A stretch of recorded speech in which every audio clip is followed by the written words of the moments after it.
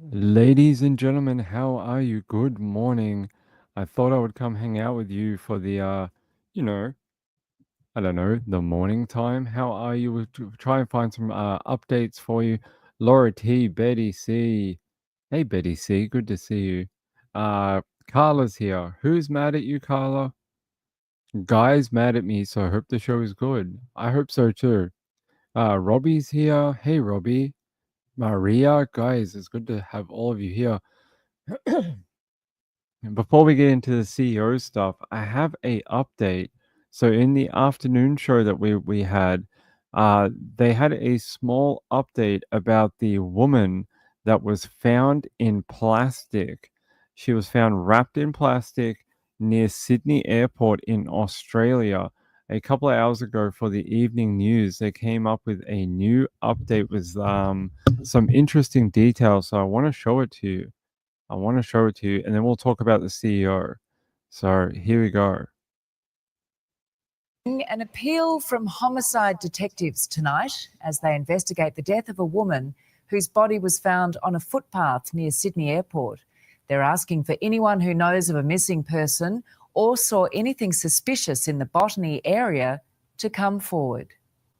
An early morning jogger made the grisly discovery, a severely decomposed body of a woman wrapped in plastic found along a footpath near Sydney Airport. Who she is and how she died is shrouded in mystery, while homicide detectives can only speculate how she got there. It appears the body was disposed of on Foreshore Drive in an attempt to hide the body. The location off Foreshore Road at Botany has a dark history, a dumping ground for underworld gangster Neddy Smith.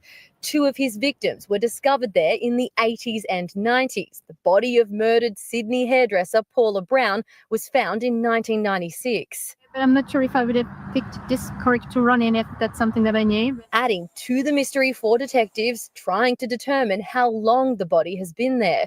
Police have seized 2 weeks' worth of CCTV from nearby businesses in the hope of piecing together a timeline.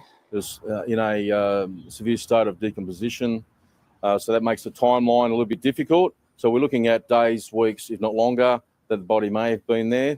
As forensics teams gather as much evidence as they can to try and identify who this woman is, police are also calling for the public to come forward if they have a loved one who may have gone missing recently. Clothing and shoes dumped in a nearby industrial estate has been collected as evidence as detectives continue to work to determine exactly how the woman was killed. Scary for girls as well or female. We see them in the morning walking here. I don't think they're gonna walk anymore. It's a very tragic situation. A female's lost her life and has been dumped on the side of the road in bushlands. At Mascot, Erin Ramsey, 9 News. So a couple of bits of new information there that they found some woman's clothing. I'll show you. We'll go back. We'll have a look. Back here in this pile, I think you can see the evidence bags at the back of the car here. I don't know if someone would. Here you go. Look, I don't know. That looks like a shoe. And these look like, like some sort of pajama pants type thing. This suggests to me. I don't know if you got the hint from it as well, but do you think that she was naked? Otherwise, why would they care if they found woman's clothing? It could be any woman, right? So, was she wrapped in plastic without any clothes? I wonder, like, poor girl.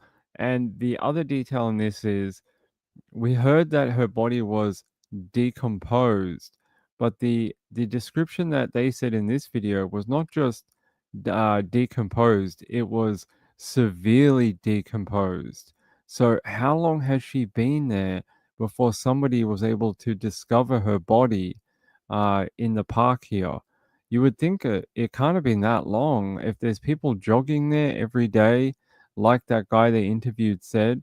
There's women there every morning jogging throughout the park, that they may have noticed a woman's body wrapped in plastic. So, some interesting details there. Laura T says someone has to be missing her. I agree. There has to be someone who has a female friend, relative that didn't come home. They've been gone for a while. It's, there has to be someone. Hugney said that summer heat wouldn't have been kind. Even more so with the plastic. You almost make a greenhouse type situation. So any type of humidity with the decomposition, that plastic, along with the liquids that happen unfortunately with decomp, you're accelerating that, especially when you get any little bit of heat on that plastic, it turns into like a makeshift oven.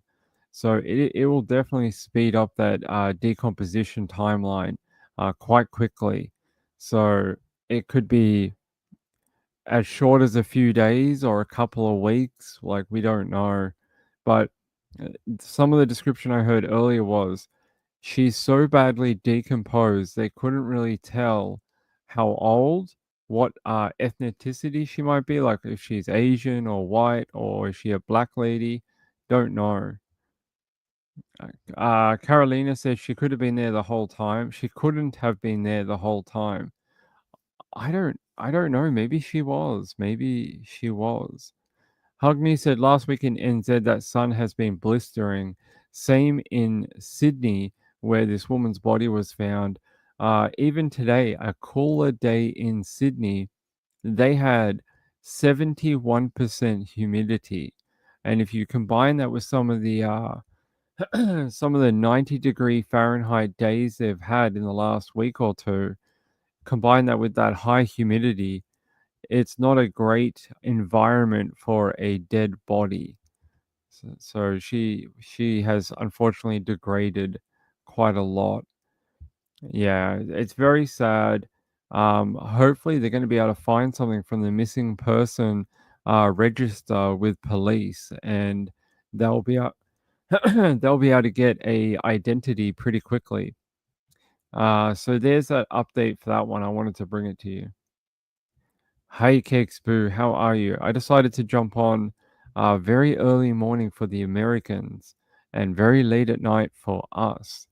You know, everyone's like, come back and talk about the CEO again. So I was like, yeah, we could do that. All right, on to the CEO.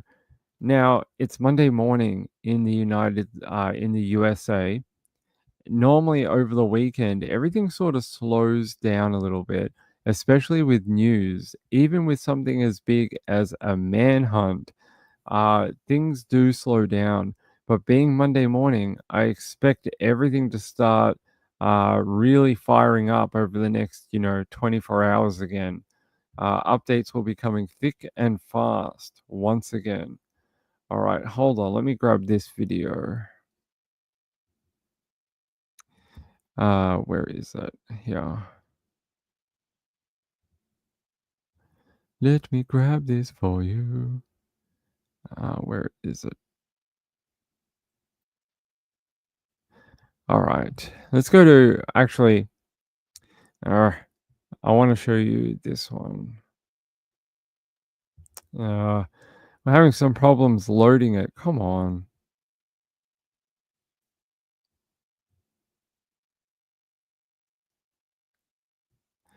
Yeah, it's Why aren't it? Why isn't it loading? All right, hold on. Don't know why we're having some issues with the StreamYard. Hold on a second, everyone. We'll get there. We'll get there. Trying to get you the best video I've seen. Nope, not that one. Okay. Let's head to Fox News. Even though I don't like using Fox News, but hey, they're actually posting some content unlike other channels. All right. Here, as we just enter a new hour, 4 o'clock on the East Coast, as the manhunt enters yet another day for the shooter that killed United Healthcare CEO Brian Thompson on Wednesday. And I do want to put up just this, a live picture right now out of New York City as we are learning more information as they are also upping the reward in terms of asking the public for help. Also, new information coming to light. For more on this, let's go on to our Fox 5 team in New York that gets us up to speed with the latest developments. Adams says authorities are closing in on the suspect behind the December 4th daylight murder of United Healthcare CEO Brian Thompson. The net is tightening, and we're going to bring this person to justice. When asked directly if police already knew the name of the shooter, Mayor Adams paused. We don't want to release that now. If you do, you're basically giving a tip to the person we have. I don't understand what you mean by you're giving a tip to the suspect, right? I'm pretty sure he knows his own name. I don't think he's going to be shocked by his own name. I think he's not going to be like, oh my God, is that really my name? Wow, I should be more careful in this manhunt. I mean, people now recognize that I was given a name at birth. I don't think it's that bad. Hugney says it's being racist to you. It always is. It's very racist against Australians. Cakesboo said, I thought Adams was arrested. Was he? I find that guy very interesting. Whenever he talks, he's always like, yes, be very confident in us. This net, this imaginary net that we have described, it is tightening. This guy should be very afraid. And I feel like if you have to describe an imaginary net that is apparently tightening, you may not have the the advantage that you think you do. You're trying to put out a very confident image to the public.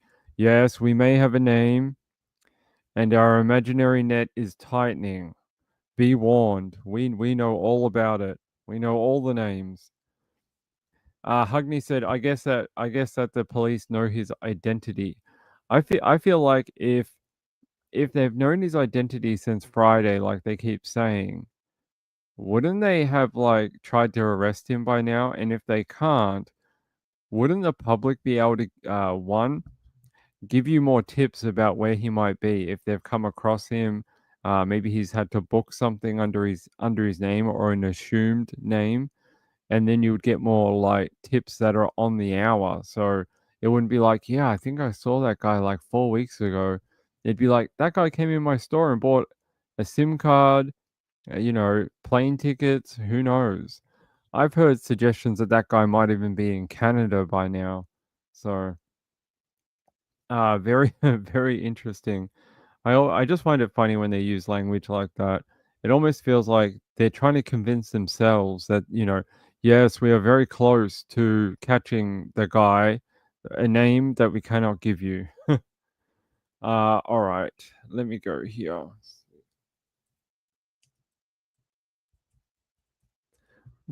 Let me show you something else. By the way, I have some photo comparisons that I want to show you in a minute today. Yeah, let's look at these cab photos. I want to compare them to the old ones. So give me this one. Nope. It is still being very racist against Australians. Hold on, everyone. Here. Yeah, here. Let's go up here.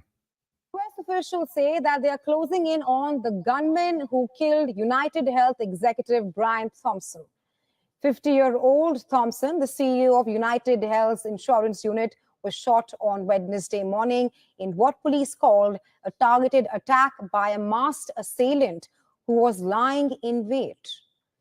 The New York Police Department has released new images of the suspect in a taxi.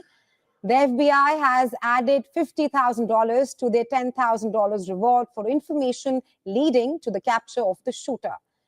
But as the frantic manhunt to nab the brazen killer entered its fourth day, it is the bizarre reactions of the common public to the incident that are taking center stage.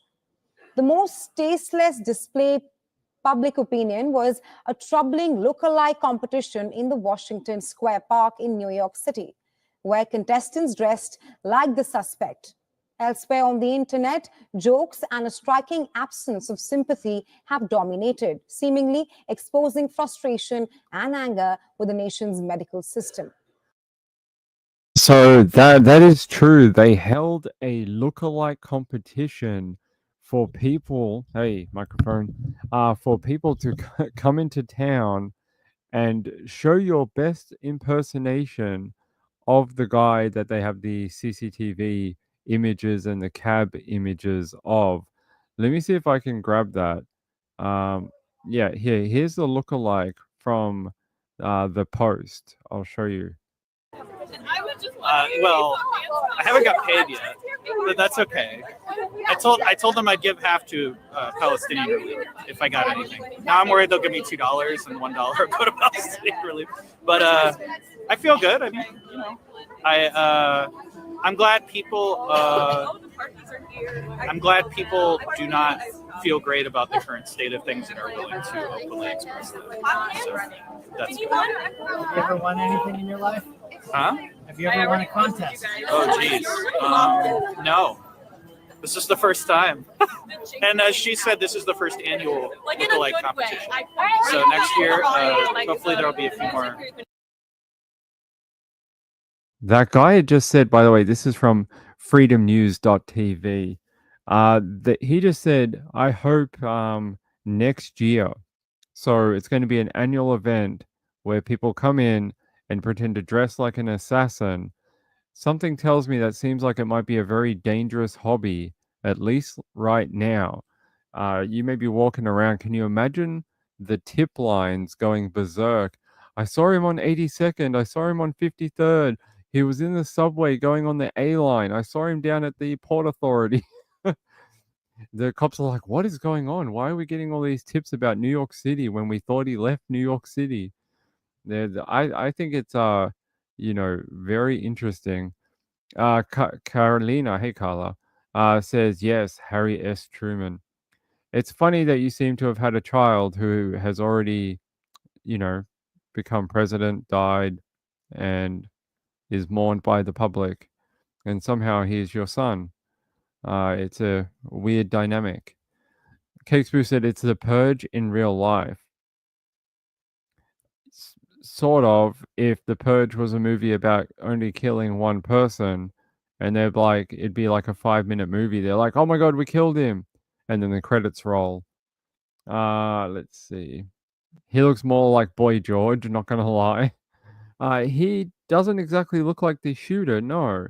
Let me show you some photos from Crime Stoppers. Let me show you some of those, and we'll see how much this guy looks like the shooter. All right, that's a good one. So I want to show you these two photos. This one's a good one because it's above angle.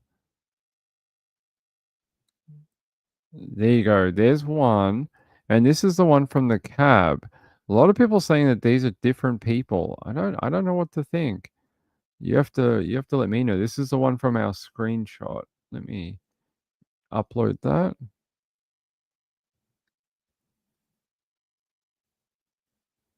I think we could have got a better look-alike in New York City. I think maybe. That's not it. Damn it.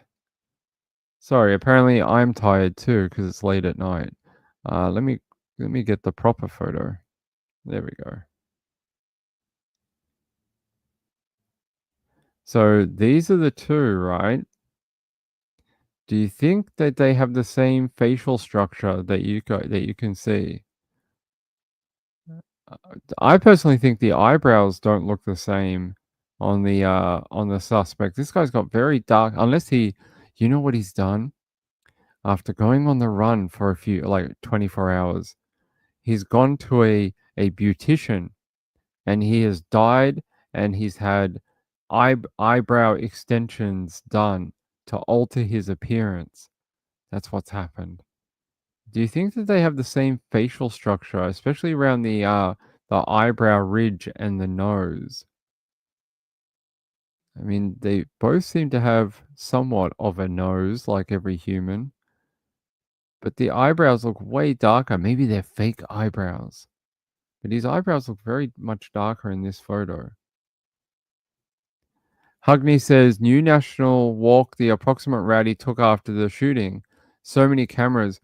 Yeah, there was a video that came out. I don't know if I showed it on this channel. But they interviewed a police officer near the Port Authority, and they said the Port Authority is one of the most highly CCTV areas in New York City. They said there's like a camera like every 2 steps in and around the Port Authority. That there's just like cameras upon cameras upon cameras. And the guy was saying like if he came here, they would have multiple angles of him, very high definition like photos, and they would know where he got to. Which is before and after. Oh, well, this one is before, and this one is after, I'm pretty sure. This one's a later. This is when he caught the cab uptown. Uptown? To the Port Authority. Well, what they believe is when he took the cab. This one's before the shooting, I'm pretty sure. This is when he was at Starbucks. So I don't know. What do you guys think? Do they look similar? I've got it. This guy does not look like him. If he won $200 from this lookalike competition, it paid for his jacket that he got. Let me see if I got another one for you. That's the backpack.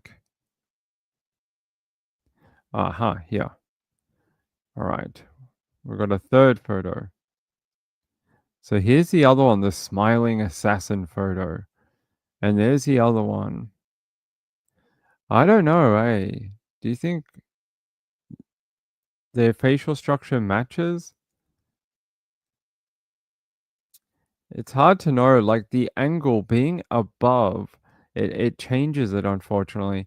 Because in this photo to the left, his chin looks very narrow. It almost looks like not correct.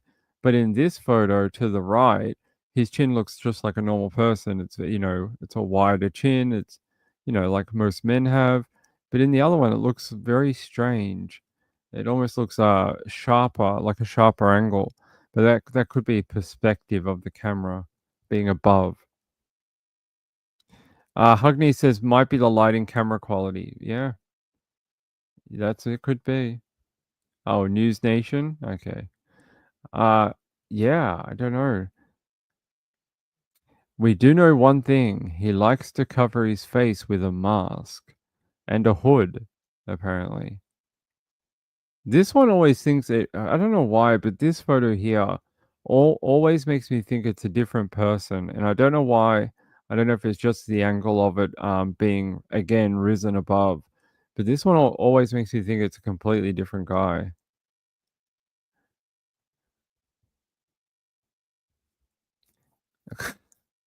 When he smiles, girls are getting all hot over it. That's the one that you get stuck into. Oh. Thought he had a black mask. He does in this photo, but in the other one he has a different color. In the car he has a white one, or some people said this might be what do you call it? Silicon. So some people said it might be a silicon one. I'm not sure if that's true, but hold on. Let's see if we can find the other ones for you.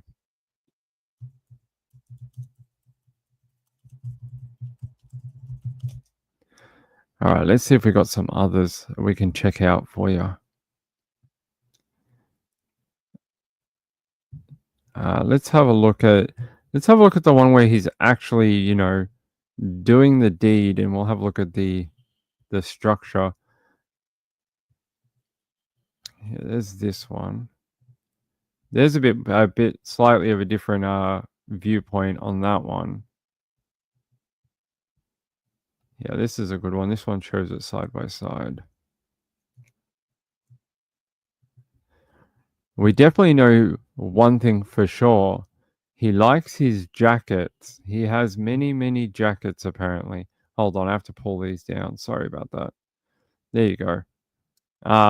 We do know one thing for sure. He likes different colored jackets, apparently, including leaving one for the police in case they got cold. He's very thoughtful. He's like, what if the police get cold while searching for me? I'm gonna leave them a jacket in my backpack because, you know, I'm very polite like that. That one doesn't even look like him. He's cute. Harry S. Truman says, as an American, a lot of people hope this guy gets away. Yeah, there was a video. I wonder if I can find it. I couldn't find it last night. Talking about sleuths, like online people like us, why they won't help. Hold on.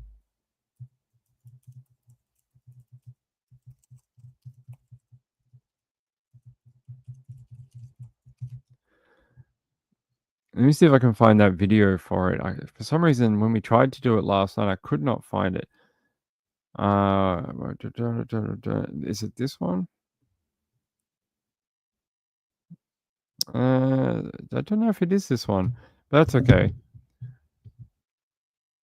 I checked the docks around the hotel where the shooting happened. Riley Walls is an engineer and amateur sleuth. After police said the shooter had escaped on a city bike, he did some digging and lit up the internet when he posted online that he thought he had identified the bike that the assassin used. That was the only bike that left the area around the hotel and headed northbound. Walls shared the results of his sleuthing on social media and with the New York Police Department. On X, he posted that the bike left the dock near the scene at 6:44 a.m.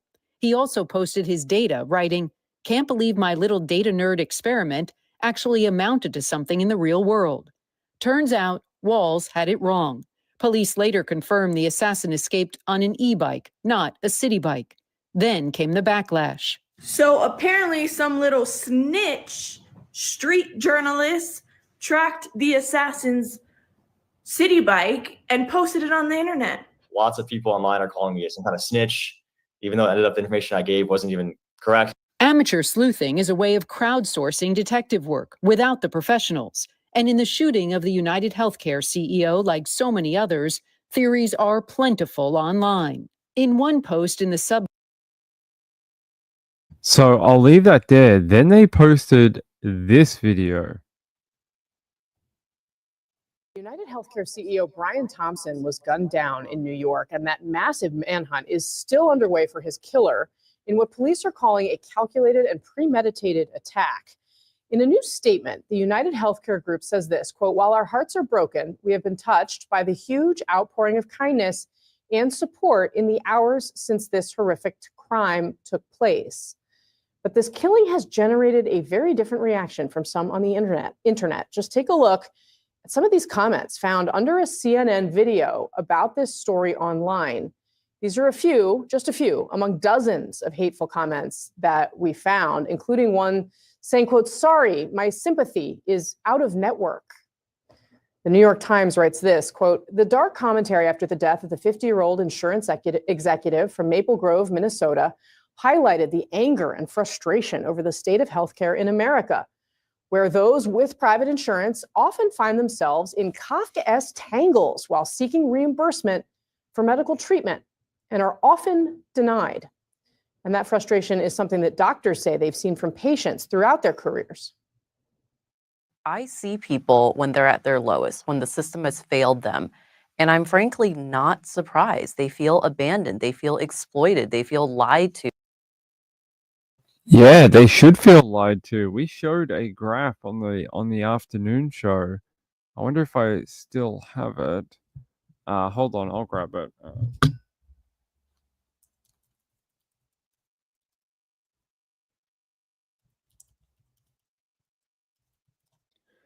Let me see if I can find the claim rate one that we had earlier. I mean, you have to wonder. I don't think people are, I don't think they don't not have a right to be upset about it. When you look at these statistics that we had on the show earlier last night, I can't grab it. Nope. Okay. Sorry, we have to do it a different way because this is being silly. All right, let me double check. Yeah, they're saying here on this graph, like 1 in 3 claims are fully denied by this particular company. Here, United Healthcare, 33%. 33% is the mathematical, it's a division of 100%, it's a third. So it's a third. 1 in 3 people will have their claim denied in network in 2024. Like, she's right. Of course they feel abandoned. I would too. I'd feel like, why do I even pay for this crap? Like, why am I even paying for this? Is every time I claim, I have to play Russian roulette of, am I going to be covered? Am I going to get my money back? Am I going to get treated? And you can see why a lot of people have a negative attitude towards Brian Thompson being killed. Like, the sympathy just isn't there compared to other, public killings, murders, all those type of crimes that we've covered. It's very different in this particular case from what we've seen. So. Hey Touche, how are you? This is not a replay. We are here. I can tell you that the ducks fly south in the winter. Does that mean something to you? They do. They fly south in the winter. All right, let me play the rest of that video for you. When it comes to the healthcare system and especially insurances because of the things you mentioned, denials, prior authorization, narrow networks, the cost of healthcare. It's been going on and bottling up for a long time. So our panel's back. Annie Linsky, we're going to be clear here about the tragedy that is Mr. Thompson and his family, right? And set that aside. But what we do see in the wake of this is an outpouring of anger around the way people have been treated by these companies. Now, we're again going to be clear. We are not saying that this justifies any sort of violence at all. But this conversation has really exploded. I mean, my family's talking about it. Absolutely, mine is too. I mean, of course, vigilante justice is not the answer to the problem. But what I should say is, and this incident and the reaction to it ought to be a wake-up call to this industry, which has, there have been many big, really good investigative pieces about United Healthcare in particular, and the issues that their customers have. Not just that. It's not just that. I'll show you this. This article came out earlier today. This is just one part of it. You see here, pregnant women are hit by shocking payment demands for healthcare. They're being asked to pay for their prenatal and birth care all up front because of how the billing works within the insurance industry. So if you're a pregnant woman, you can be denied, help and checkups and ultrasounds or whatever because you can't pay up front. And it's part of that. So not just everyday people, pregnant ladies too. It's a problem. It's a problem. Right. You don't have the time and energy to fight when you're not well. Cakesboo said maybe the employers being in charge of the health insurance is part of the problem. People don't manage their own cover like us. Could be. I also noticed that apparently these companies are all going to ground right now.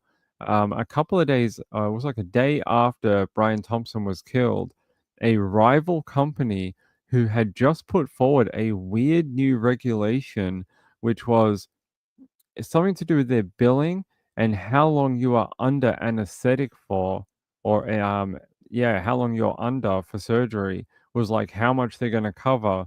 Well, in the wake of Brian Thompson being killed, they actually reversed that decision because they were so afraid of what might happen to their company and to keep themselves out of the news cycle surrounding this murder. So looks like Emma Stone. Yeah, right, with the pregnant ladies. This lady here, she was demanded a figure of $3,600 by a practice in one payment up front, and that she would not be able to book any future appointments until it was paid for. And she said, like, she didn't have it. Like, who has just 4 grand that they can just give to their doctor all of a sudden for, something you're not expecting? And they said, like, for a lady like this who has twins, they were asking for even more than that. They're asking for, like, 5 grand, 7 grand. That's a lot of money for a woman. Or a family. It's a lot of money to come up with. That was Anthem. Yeah, Anthem Insurance. That's right. Yeah, that's a good thing though. If everyone's going to talk about it and try fix part of it, that'd be good. Yeah, it's interesting. In Australia, if you're not covered, you have to pay a lot of money for ambulance as well. But a lot of us pay this. I'll show you.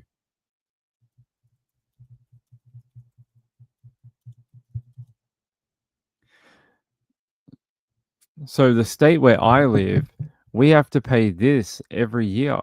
It's a membership for ambulance, and we have to pay for it every single year. I think it's like, I don't know, $60 or something like that. Oh, there we go. What is it? Yearly, 1 year for a single person, 53.37. And if you pay this, if you ever need an ambulance, it's covered. But if you do not pay this, it is they'll charge you hundreds, thousands, whatever. So we have something similar here too. Yeah, so for a family, it's $106. So we have to do it too. Hey Kim68, how are you? It's good to see you again. Edget, hey Edget, yeah, we're having a chat. Is that all right? I hope so. I hope I have your permission. Are you sure? Can we proceed? Is that all right? It's good to see you, Edget. Laura G, it's good to see you too, my sweet friend. It's very good to see. It's good to see all my East Coasters. I haven't seen a lot of you in a while. Kaliza says, when you have insurance that denies payment regularly or won't pay enough, then doctors and hospitals won't take your insurance, and you may have to drive 2 hours to get medical treatment or go to a hospital. Yeah, pretty horrible, right? Pretty horrible. So yeah, I wanted to show you that from Australia, that in my state, in Victoria, we have to pay a fee for our ambulance cover.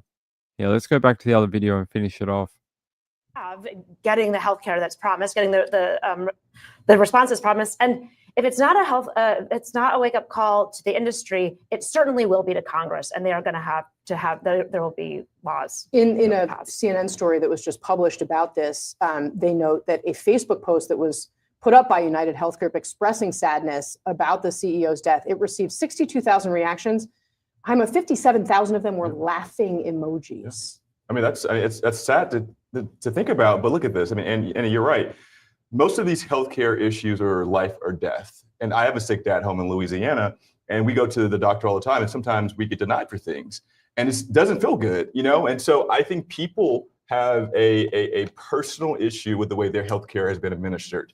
And I think, to your point, Annie, over the next few weeks, few months, we're going to have a conversation about this. If Congress has to take action, I think they will have to, but we hope that these private companies can come to the table and be a little bit more consistent in the way they administer healthcare. I think that would be helpful. United Healthcare has already been the focal point of ire for Congress because it's vertically integrated. They're buying up doctors' offices. They own the largest PBM, which controls the price of prescription drugs in the country.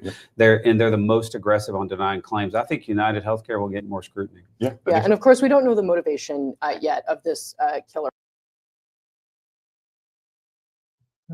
I'm sorry to hear that, my friend. I know I heard you gave me an update a while ago. I hope her rehab's doing okay for you. Touche says, do you have government hospitals in Australia? I'm not sure. I'm not sure if hold on.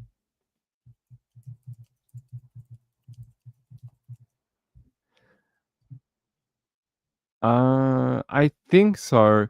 So we have a government-owned tertiary education. So that would be like if you're in LA and they have the UCLA Medical Center, or if you're in Miami and they have the what's that one in Miami called? But you know the ones where often in America you guys have a university name in front of the hospital, sort of similar, but ours are public, run by the government. Hospital ERs cannot deny you treatment in the US.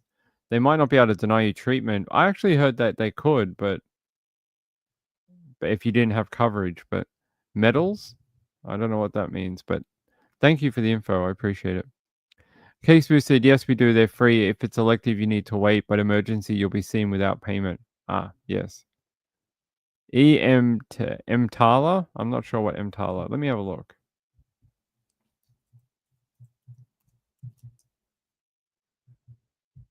Emergency Medical Treatment and Active Labor Act. Okay. It says EMTALA requires anyone coming to an emergency department requesting evaluation or treatment of a medical condition receives a medical screening examination. If they have an emergency medical condition, the hospital must provide stabilizing treatment regardless of the patient's insurance status or ability to pay. Okay, so there you go. That's what it means. Thanks for that. I appreciate it. Hey, Reby, how are you? That just says they have to stabilize you. That doesn't mean they'll kill you. That just means they'll make you stable. So if you're having a heart attack, they might bring you back and stabilize you, but they won't give you the treatment so you won't have another heart attack. So yes, they might save your life, but they're not going to make sure that you don't die again tomorrow. But yeah, interesting. But here, hold on. Let me. I think if nothing else, it's the death of a man. That's not great. We don't want people to be murdered in public. But at the same time, if it opens up a conversation about improving health insurance and the health industry in America, I mean that's a good thing. More people can be covered. Maybe they open up their policies a little bit better. I hope so. Anyway. Touche said, just had an op in SA, had to wait a year, but they were brilliant. So thankful. Wasn't the Ritz, but I'm alive. I'm glad you're recovering. Khaliza says, but ER only has to make you stable. Yeah, I've heard that too. Yes. Okay. Yeah, it's an interesting conversation at a minimum. All right, let me take you back to our other video. Sorry, I have to play them like this because of reasons.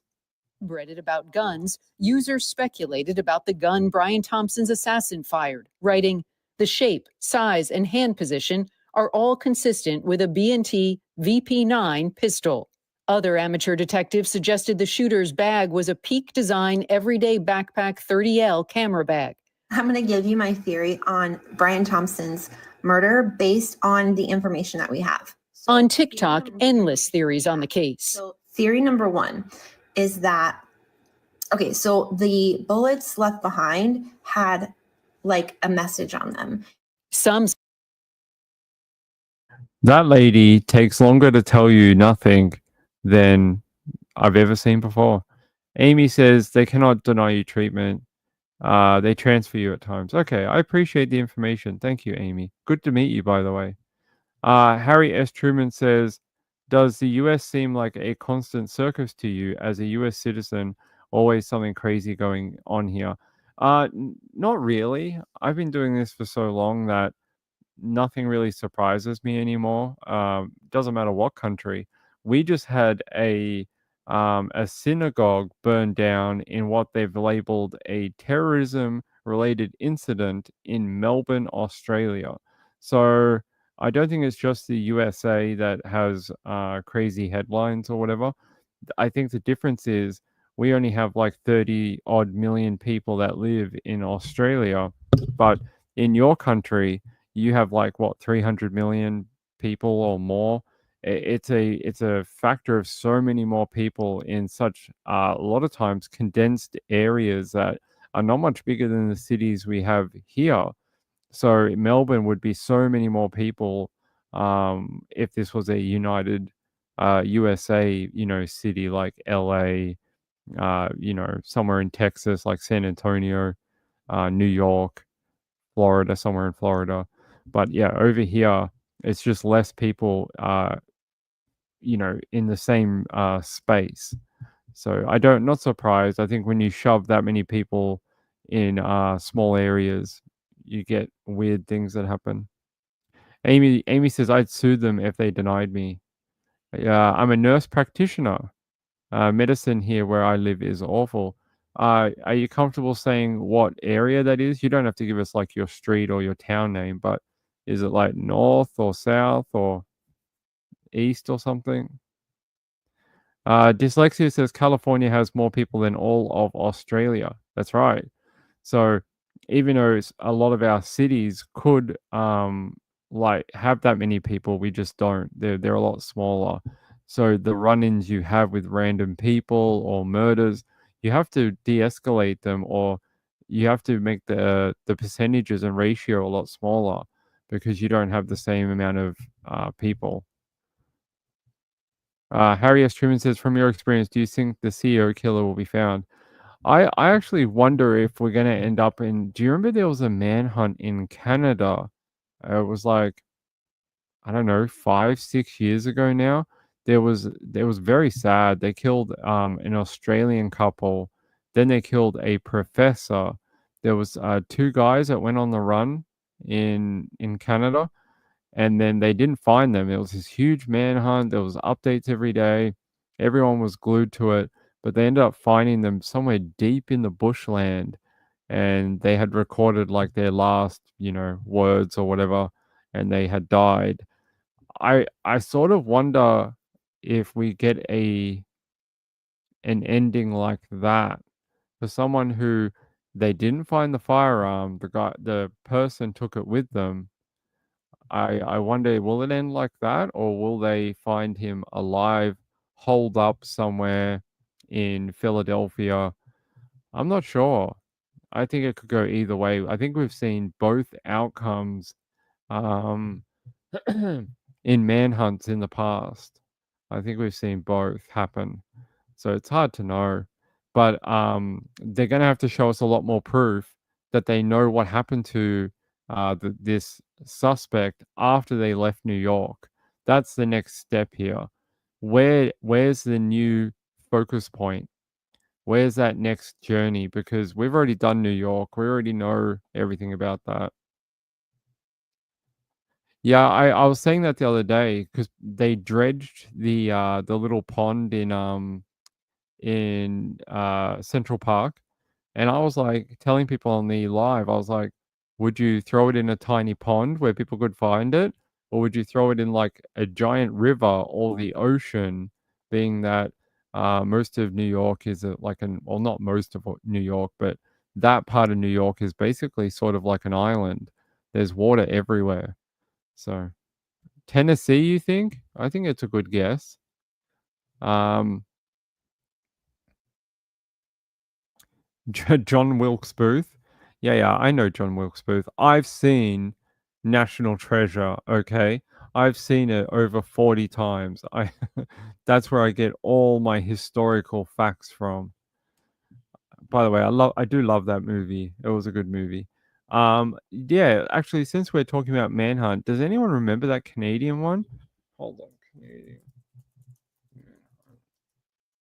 It was like in Saskatchewan, right? Yeah, Cam McLeod and Briar I can't pronounce his last name. Skimiletsky? I can't pronounce it. It doesn't come out of my vocal box very well. Let's see if I can find admitted to be so. Yeah, I'll show you a little tiny video from it for people who aren't familiar with what I was talking about. There was no indication that these were planned or predicted These were the guns the teens used, the newer rifle legally purchased at a sporting goods store in Nanaimo the day they left their hometown of Port Alberni. The matching shell casings are the primary evidence now linking all of the crime scenes, first used near Liard Hot Springs during an encounter with American tourist China Dees and her Australian boyfriend Lucas Fowler. There's no real clear understanding of why they were ultimately chosen. After that, the teens continued on to Whitehorse. The two returned to BC days later and came across Mr. Leonard Dick outside of Dees Lake and shot and killed him. The suspects then burned their vehicle to cover up evidence and delay police before stealing Mr. Dick's vehicle. They drove that stolen vehicle to Manitoba and used Dick's digital camera to record 6 chilling videos. In the first video, they take responsibility for all of the killings. They also talk about plans to march to Hudson's Bay, hijack a boat, and then travel to either Europe or Africa. In another, they talk about how they want to turn around and kill more people, how they expect to be dead themselves within a week. And in that final video, they talk about how cornered they feel and explain a suicide pact and their wishes to be cremated. I believe it was 2019, the start of 2019, not the end, because by the end we were all starting to get that weird new illness that closed down the world. So I'm pretty sure it was at the start of 2019. When was it? Oh, it was midway through July 14th, and it ended around August 7th. But they killed a bunch of people. One of them was Australian, called Lucas Fowler. Very, very sad. I know a lot of. It was Lucas Fowler and his girlfriend, and they were that's their van that you see in that video before. So we'll see. We'll see if it ends like this one, where they got cornered into deep bushland, and yeah, they ended up getting. I think they basically got cornered and had no way out. Then they couldn't find that boat that they wanted to hijack and take to Europe or Africa, and they weren't able to do that. So they just took the option they had in front of them, which was use their own firearms against themselves. Though I can't remember where they got those weapons. I think one of them they were already interested in weapons. They had a background in sort of not larking, but sort of, heading out to the bush and trying to be like army men out in the wilderness and surviving out there, that type of thing. Yeah, I can't remember. There is information on where they got them. Carolina says, I apologize for Harry S. Truman. I brought him here. No, that's okay. Everyone's welcome here. It's fine. It's all good. Amy, thank you very much for the super sticker. I really appreciate it. Unfortunately, our software doesn't show us what it is, so hold on. We have to go to a completely different page to have a look at it. And I like to do that so I can see what you put. Let me see. Where's my stickers? Here we go. Oh, it's like one of those like little yellow lemon head guys. Thank you very much. I appreciate it. Thank you very much for the support. It's very, very kind of you. Very sweet. Good night, Robbie. I know it's getting late, isn't it? What time is it? It's just before 11 p.m. Australian time.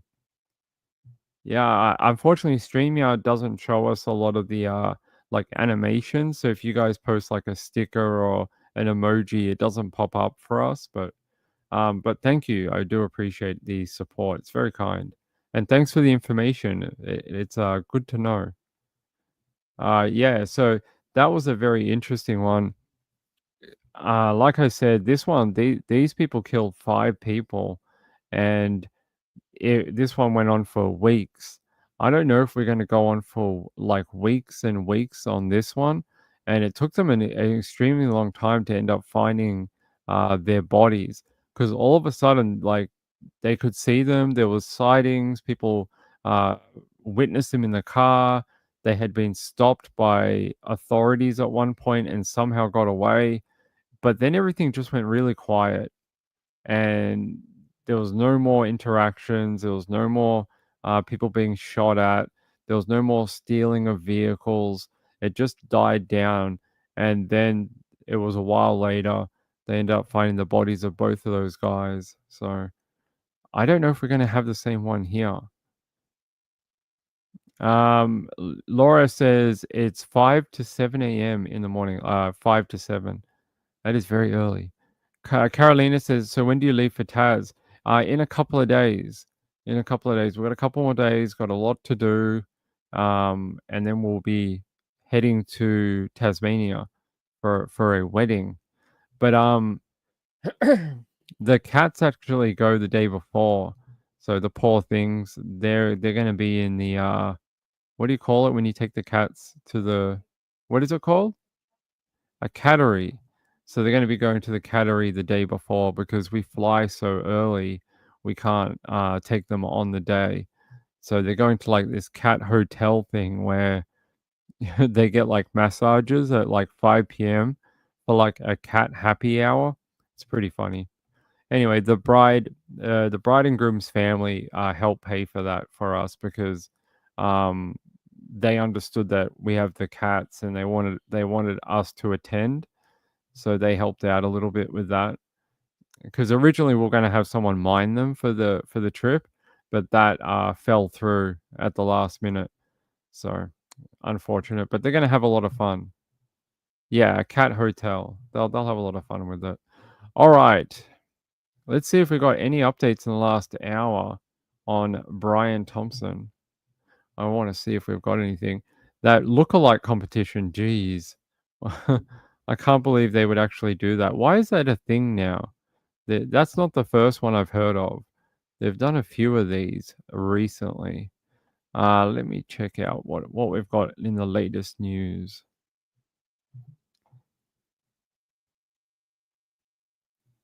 Interesting. Someone here is saying the killer may have had an original plan to throw money over the CEO's body. That would have been interesting. I wonder why he didn't end up doing that. Do you think that might have been a thing that they were going to do? I mean, it matches the it matches the bullets, right? He has that deny, defend, and delay. Imagine if they threw that Monopoly money over his dead body. That would have been quite a image for the world to see. I think whoever came up with that suggestion is pretty clever. Let's see. United Health Theater. Yeah. We've already seen that, I think. Let's see. Just trying to see if we have any latest updates right now.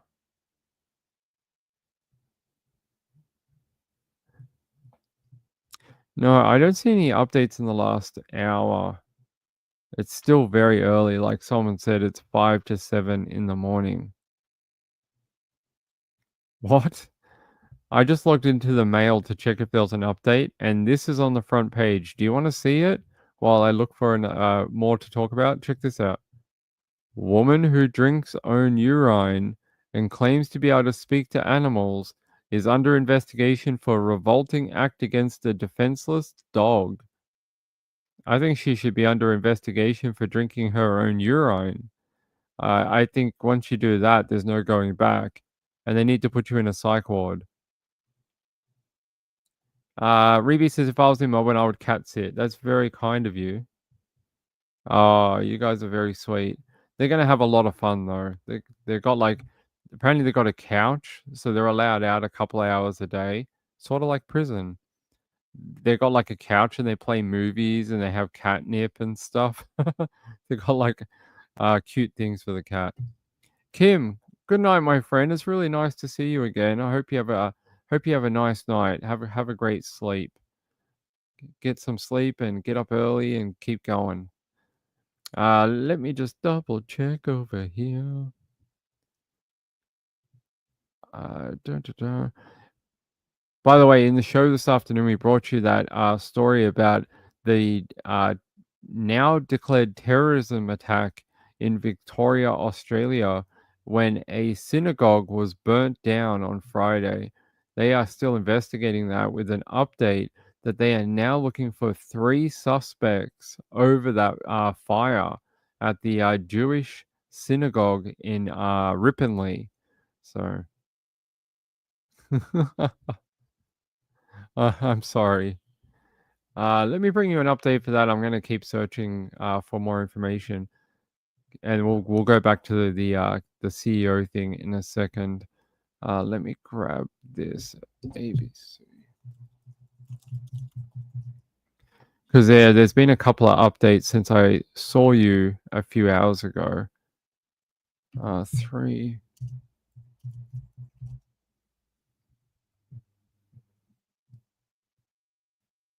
No, that's not it.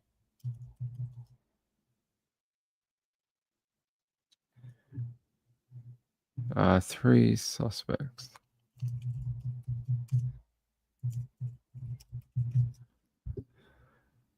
Here we go.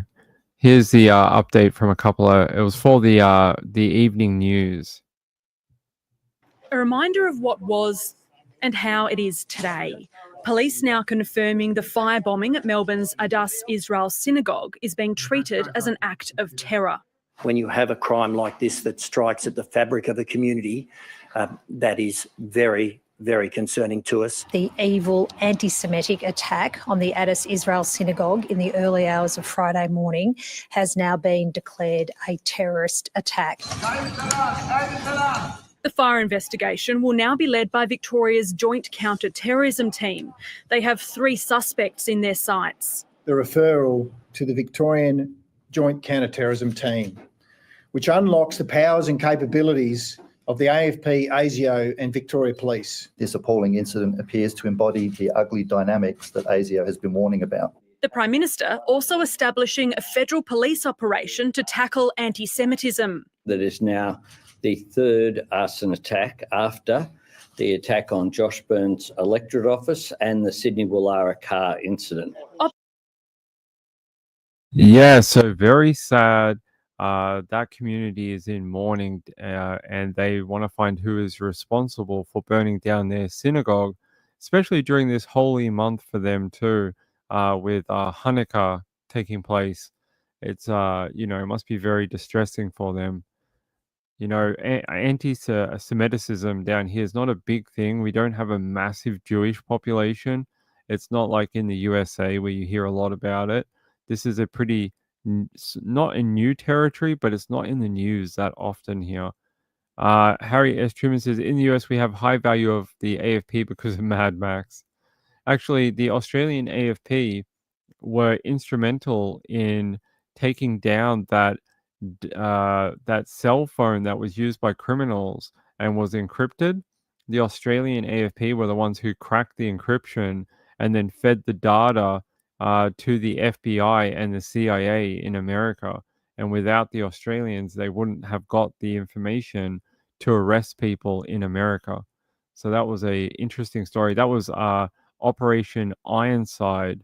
Pretty sure it was Operation Ironside. Let me take you over here. ABC Philadelphia just put up a new timeline for the Thompson killing.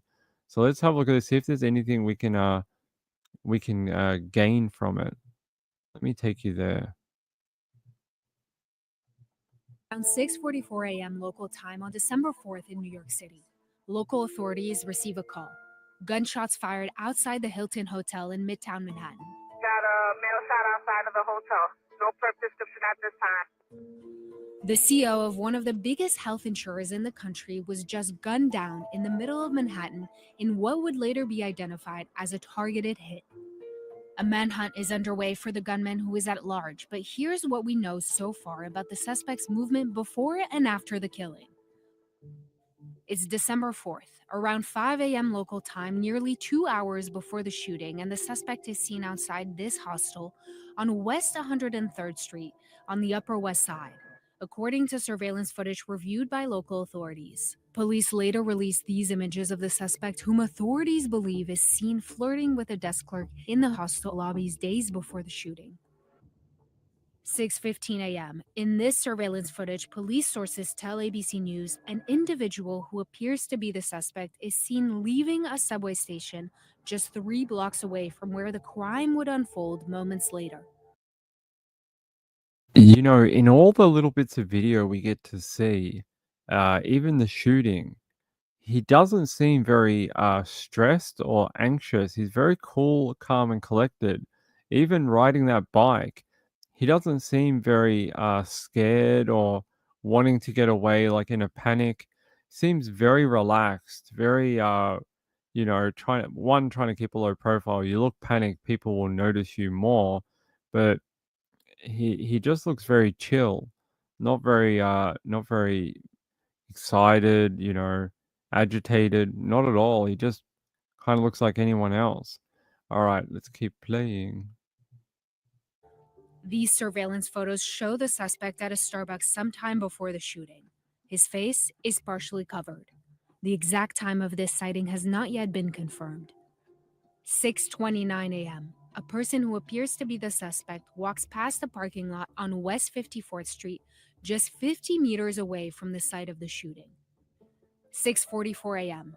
The victim, 50-year-old Brian Thompson, the CEO of United Healthcare, is seen walking towards the Hilton Hotel, where the company's annual investors conference is set to take place. The masked gunman comes up behind Thompson and shoots him in the back.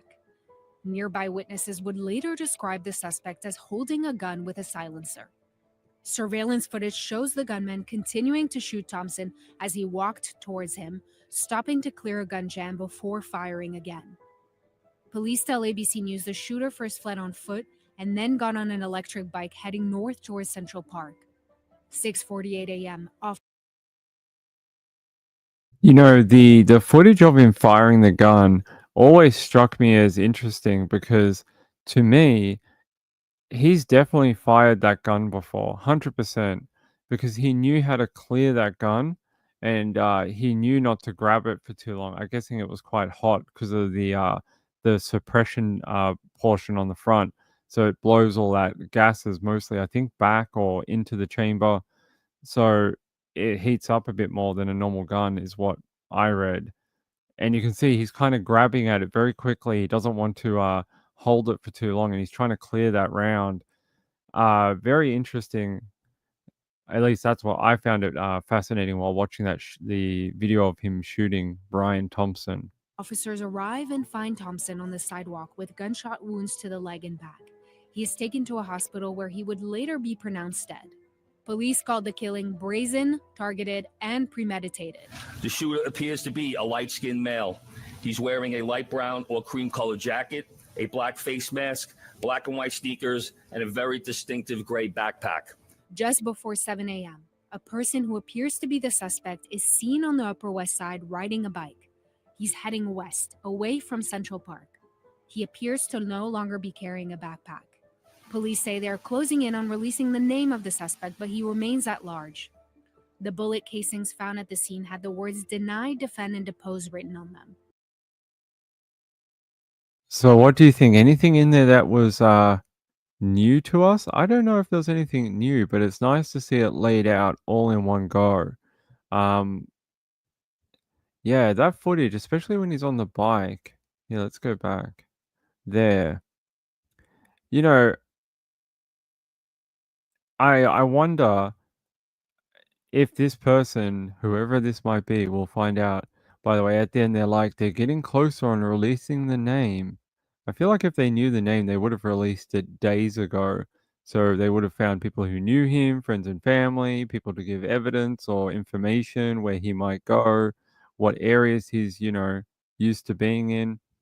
But I wonder if you were in New York, would anyone really focus on someone that was dressed in mostly dark colors with a mask on? Maybe he blended in more than we thought. Yeah, he's definitely gone. They reckon he left via that Port Authority. Hey, Penguin. Yeah, I hope so. Look, I'm working hard to make the channel bigger. I hope people will subscribe if they would like to see more content like this. You know, we just got past doing our 500th live stream, 500. So if you haven't subscribed yet and you're new to the channel, I would really appreciate it.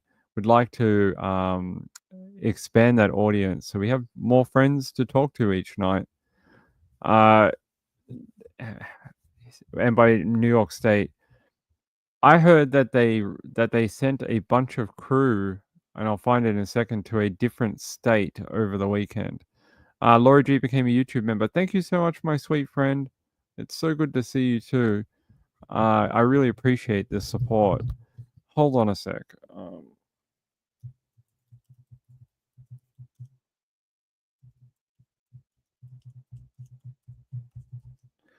I heard that they had gone to a different area. I feel like it's Philadelphia, but I may be wrong. Hold on. Yeah, over the weekend, I heard that they had sort of sent a lot of you know, what would you call it without seeming like you're going to say, I was going to say manpower, but that's not the right word. You know, people power. Yeah, here, NYPD follow leads to Atlanta. This was only 2 hours ago. A killer on its fifth day. The NYPD believes the suspect is seen in these newly released images, entering a taxi on his way out of the city. Authorities still have not found or named him, but they believe the suspect escaped by bus about 45 minutes after United Healthcare CEO Brian Thompson was gunned down. I don't want to do anything that's going to tip him off that we're on his trail, but we feel really good where we are. Police today searching this pond in Central Park for a... Nah, that's an old one. We don't need to watch that. I thought it was going to tell us about Philadelphia. They said a man's masked face caught peering at a camera from the back of a taxi, Monopoly money in a backpack ditched in Central Park, and bullet casings with words scrawled on them. They are just a few of the details of the New York City Police Department has released to the public in the 5 days since a masked gunman fatally shot Brian Thompson in New York City. And then let's go back down here where it says here, they're talking about the stupid net that they don't have. This is a map. Here. The Atlanta Police Department confirmed the arrival of the New York team, but declined to give more specifics to ABC 6 Action News. So they have confirmed that New York police and investigators have landed in Atlanta, but they're not saying too much more than that. They say the suspect allegedly arrived in New York on November 24 on a Greyhound bus that departed from Atlanta, though it is unclear exactly when he may have boarded. Sources told ABC News he was spotted on board in Washington, D.C. There you go. For the second straight day, NYPD divers entered a lake near Central Park's Bethesda Fountain on Sunday, searching for evidence connected to the Midtown homicide. It was unclear if investigators recovered anything of value from the water. So there you go. They're definitely heading out of state now. So Atlanta, Georgia is one of the places, apparently. I mean, we'll see. We'll have to see. I think it'd be smart if he didn't double back. The fact that he already went to Atlanta or came from there at some point, it would be really stupid to go back to the same location. His best hope would be, or even if he did double back, he's got to get away from there quickly. You know, he's got to go south, west. You know, if you go to a nowhere town, though, you have the issue of being more identifiable because there's not as many people. So a new person would stick out like a sore thumb. You're better off going to somewhere where, and it sounds counterintuitive, but you're better off going to somewhere where you can blend in with more people around every day so that you just become part of the, you know, part of the blur of the city. So I would think, you know, anywhere that has a decent population where you're just one of many people hiding in plain sight, as you will. So, hey, Marilyn Landis, thank you. Good to see you, my friend. We're going to wrap up here in a minute. It's almost 11:30 at night here. It's pretty late, and I've got to go eat dinner. Yes, I eat very late at night. Don't know why. It just seems to be that way. So yeah, I was hoping to have more information by now that we would have a big news update this morning, but so far no update here. Marylander says 7:19 a.m. It is very early. What do you think about these morning shows? Do you like them? Leave a comment or a chat comment and let me know. We've done a few of them recently. Hold on. We've done a few of them recently. Maybe it's something we can do a little more often, on and off. We can do some early morning live shows if people like them. I think that might be fun for everyone. Yeah, I'm just trying to get out of this. There we go.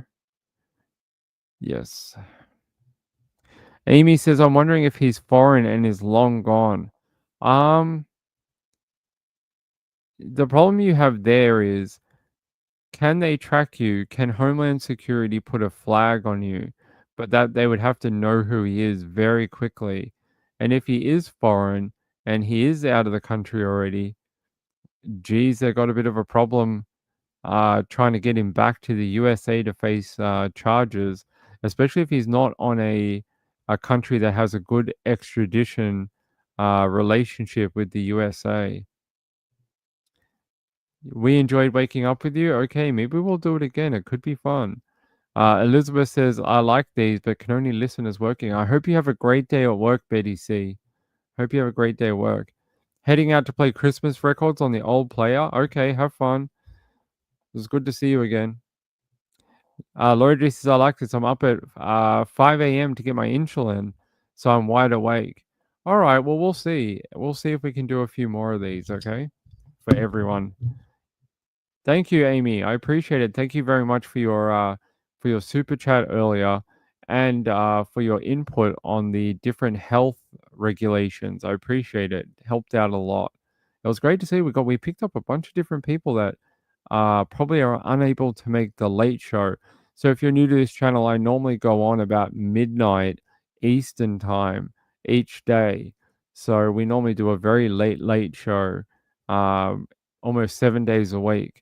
But we've started to do a couple of these sort of follow-up shows about 6 a.m. in the morning for people. So yeah, welcome. I hope to see you here the next time. I hope you come back again and hang out with us. I really do.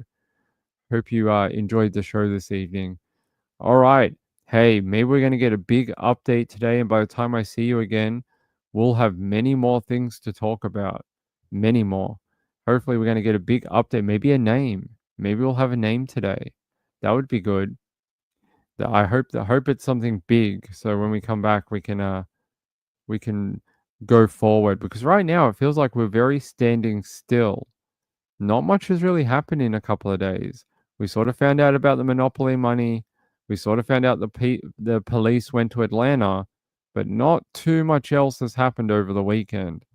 So hopefully we'll get a big update during the day today. Penguin says, I almost always listen to your shows on replay at 6 a.m.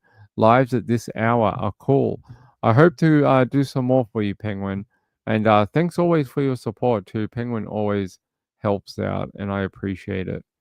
I'll see you guys tomorrow for the late show, okay? Hey, I love you all. Keep safe out there and have a great evening if you're in the southern hemisphere, and if you're in the northern hemisphere in the USA or in Europe, have a great day out there, and I'll see you tonight for another episode of Nights with Ping.